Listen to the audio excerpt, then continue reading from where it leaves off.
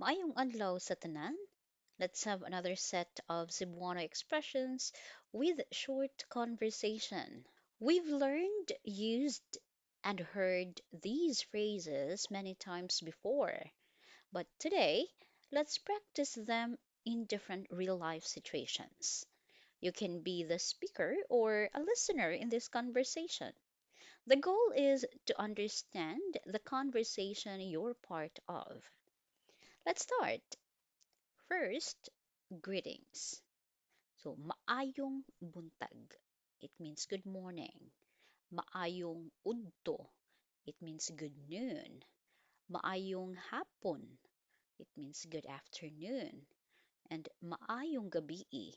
It means good evening. Situation: you meet your wife's relatives while you're on a date. Hi, auntie, uncle. Maayong hapon. Maayong hapon sad ninyo. Kamu di ay na? Asa man mo? Maglaag-laag ra dire. Kamo, ante? Moadto mi sa merkado. Laag unya mo sa balay. O, ante, mulaag unya mi sa inyo ha. Sige, amping mo day. Situation: visiting your relative's house in the evening. Maayong gabi, tiya. Tiyo, Mayong gabi day. Dali dayon. Nagabian lagi mo. traffic kaayo, tiya. Sige lingkod sa mo. Magandam ko sa inyong panihapon.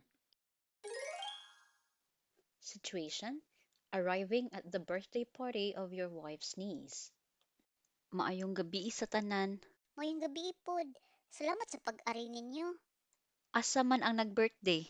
Na dito sa sulod nagdula. Ako tawgon. Happy birthday niya. Regalo ni namo ni tita nimo. Kumusta mo? In English, how are you? Situation: simple respect greetings to your aunt or uncle. Hi tita, kumusta ka? Maayo ra day. Dako naman ka oy. Dugay na ta wala nagkita tita oy. Dugay na jud. Di ba jere? Kumusta man ka? Lagi, dugay na jud. Okay ra. Maayo kay nakabakasyon jud meron. Mao jud. Panagsan na lang mo makabakasyon ay. Ana sa muha, mag-andam kog snack ninyo. Situation: simple greetings when you arrive at your relative's house in the province. Kumusta mo tiya? Tiyo, Maayo ra day. Kamo, kumusta inyong biyahe? Ali, dayon mo. maayo ra pud tiya. Maayo kay nakalaag mo diri. Situation: a Filipina wife and her British husband are walking inside the mall when they see her friend. Hala, Mia! Ikaw di ay na? Huy, kumusta naman ka? Dugay na jud ta wala nagkita. Lagi, busy kaayo mi. Bana di ay nako, James. Babe, amiga nako. Hello, nice to meet you. Nice to meet you, Pod. Welcome to Cebu. Kumusta man ang Pilipinas? Salamat. Ganahan ko diri. Lingaw kaayo. Nindot sa, lami pa jud ang mga pagkaon. Oh, padung mi mga on. Ali, mga untaday. Naa akong uyab sa food court nagpaabot. Sige lang, salamat. Ayo-ayo mo. Sige, sa sunod na lang. Ikaw pud amping. Chat-chat lang unya ta. Next expression. Sige, sulod lang. It means, okay, come in. Situation: visiting someone's house. Maayong buntag. Pwede ko musulod? Sige, sulod lang. Salamat kaayo. Walay sapayan. Lingkod sa. Situation: you go to your mother-in-law's house to ask if your wife is there. Ayo, maing hapon ma. Nasi Clara diha? Oh, naa diri, natulog. Ganihara ka naabot? Oh, dili pa kayo dugay. Pwede ko musulod? Sige, sulod lang. Situation: there is a parents' meeting at school. Maayong buntag ma'am. Pwede musulod? Oh, pwede. Sige, sulod lang. Salamat ma'am. Wala pa nagsugod ang meeting ma'am? Wala pa. Magsugod ta karong taud-taud. Let's practice. How do you say blank in Cebuano? How do you say good morning, aunt, uncle in Cebuano?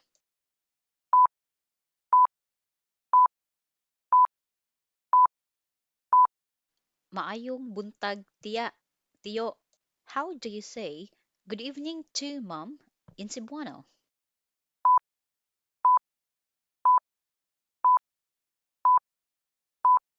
Maayong gabi, sadma.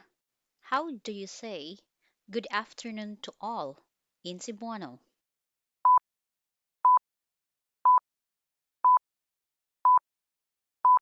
Maayong hapon sa tanan. How do you say how are you, aunt in Cebuano?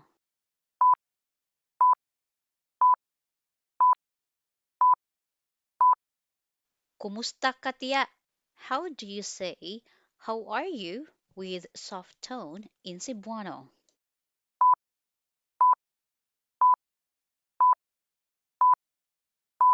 Kumusta naman ka? How do you say good afternoon, uncle? How are you in Cebuano?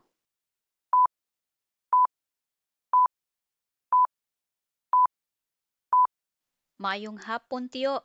Kumusta ka? How do you say good evening? May I come in Cebuano?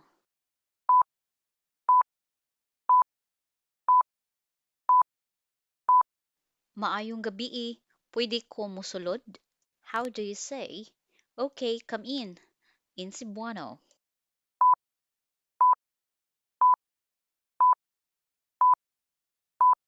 Sige, sulod lang. That was great. So those are the basic expressions you can use in your daily conversations.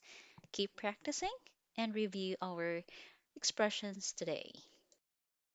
For those who are just starting to learn Bisaya, we now offer a new beginner course. Here is an overview of the lesson flow. You can find more details on our website. Each lesson comes with a set of useful phrases and example dialogues based on real life situations. This course is designed for beginners who want to start communicating through conversation, texting, and everyday situations with less emphasis on structure and in depth grammar rules. Feel free to reach out to us for more details. I'm looking forward to studying with you soon. Daghang salamat! Padayon sa pagtuon.